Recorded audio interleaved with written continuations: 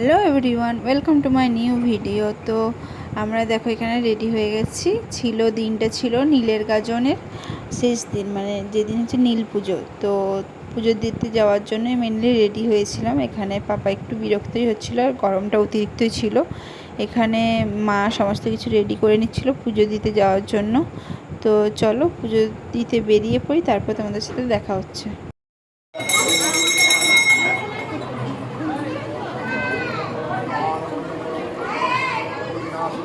তো আমরা বাইরে থেকে কিছুক্ষণ পুজো দেখলাম, আমি সোনা বাবাকে নিয়ে। আর অনেক বড়ই লাইন ছিল, মা বোন সবাই লাইনে দাঁড়িয়েছিল। তারপর আমরা পুজো দিয়ে তারপর কোনো ভিডিও করা হয়নি, যেহেতু পাপা একটু কান্না করছিল, প্রচণ্ড গরম ছিল। তো বাড়ি চলে এসেছিলাম। তারপরে দুপুরবেলা খাওয়া দাওয়া সেরে তারপর রেডি হয়ে নিয়েছি আবার। তো যাচ্ছি ঘাটে। গাজনের শেষ ভক্তা স্নান, প্রণাম সেবা খাটা সব এই দিনেই হয়, সেই উদ্দেশ্যেই সমস্ত কিছু পুজোর জিনিস নিয়ে গেছি, কারণ আমার ভাই এবারেও ভক্তা হয়েছে। তো মূলত চৈত্র মাসের এই শেষ কয়েকদিন, মানে চৈত্র সংক্রান্তি পর্যন্ত এই গাজন হয়। তো দেবাদিদেব শিব ও গৌরীকে কেন্দ্র করে শিবের গাজন অনুষ্ঠিত হয়। এই সময়ে সন্ন্যাসীরা কঠোর পরিশ্রম, মানে উপবাস ও শারীরিক যন্ত্রণার মাধ্যমে নিজেদের ইষ্ট দেবতাকে সন্তুষ্ট করার চেষ্টা করে। চৈত্র মাস ছাড়া বছরের অন্য সময় শিবের গাজন হলে সেটাকে হুজুগে গাজন বলা হয়। তো গাজন সাধারণত 3 দিন ধরে চলে। আর এই উৎসবের একটি বিশেষত্ব হলো মেলা। বিভিন্ন জায়গায় বিভিন্নভাবে মেলা বসে, মেলাটা মোটামুটি বসেই। তো লোকবিশ্বাস অনুযায়ী গাজন উৎসবের দিনে দেবী হরকালীর সঙ্গে শিবের বিবাহ হয়। বিবাহ উৎসবে সন্ন্যাসীরা বরযাত্রী হিসেবে অংশ নেয়। শিবের গাজনের মেন আকর্ষণ হলো আগুন সন্ন্যাসী, রাত গজন আর চড়ক পুজো। তো অনেক জায়গায় চড়ক পুজোটা হয় না, কিন্তু চড়ক পুজো হলো গাজনের একটি উৎসব, যা দেবতা শিব ও মানে ধর্ম ঠাকুর সম্মানে অনুষ্ঠিত হয়।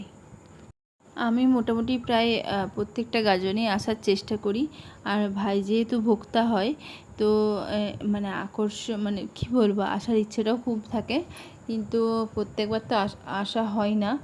তো এই গত 2 বছর সোনা বাবা হওয়ার পর এলাম, খুব ভালো লেগেছে। বলতে বলতে দেখো এদিকে পুজোও শুরু হয়ে গেছে। তারপর স্নান টান সেরে আবার হচ্ছে প্রণাম সেবা খাটার ব্যাপারটা আছে। শিবের গাজনের মানত পূরণ ও বা ঈশ্বরের কৃপা লাভের উদ্দেশ্যে ভক্তরা দণ্ডি কাটে। সাধারণত শারীরিক মানসিক কষ্ট স্বীকার করে অহংকার বিসর্জন দিয়ে দেবাদিদেব মহাদেবের চরণে আত্মসমর্পণ করার জন্যই এই কঠিন ব্রত পালন করা হয়।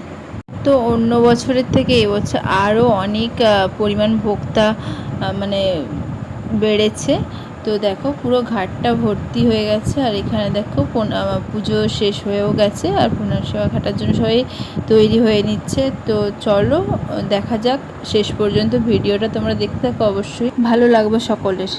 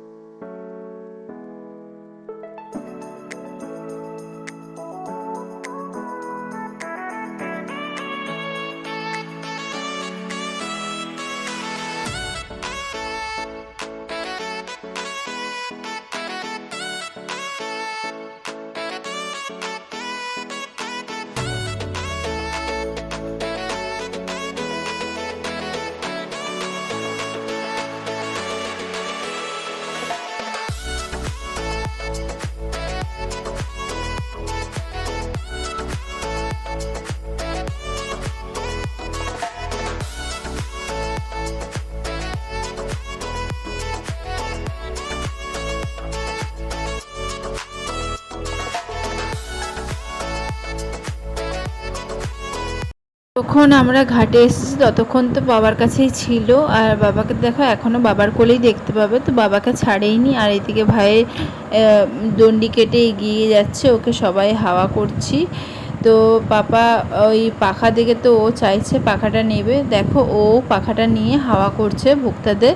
তো ওর ইচ্ছে হয়েছে হাওয়া করতে, তো ওকে দিয়েছিলাম একটু হাওয়া করার জন্য। তো অনেকক্ষণ পর আমার কোলে এসেছে, তবু দুষ্টুমি করতে ছাড়ছে না কিছুতেই। হচ্ছে কি ও পাখা দেবেই না, আর ও হাওয়া কি আর করতে পারে বলো তো। সব ভোক্তাদের এতজন যাচ্ছিল, মানে কারোর লেগে যেতেও পারতো। তো আমি বাধা দিচ্ছিলাম, কিন্তু দেখো ও আমার হাত ছাড়িয়ে হাওয়া করতে ব্যস্ত।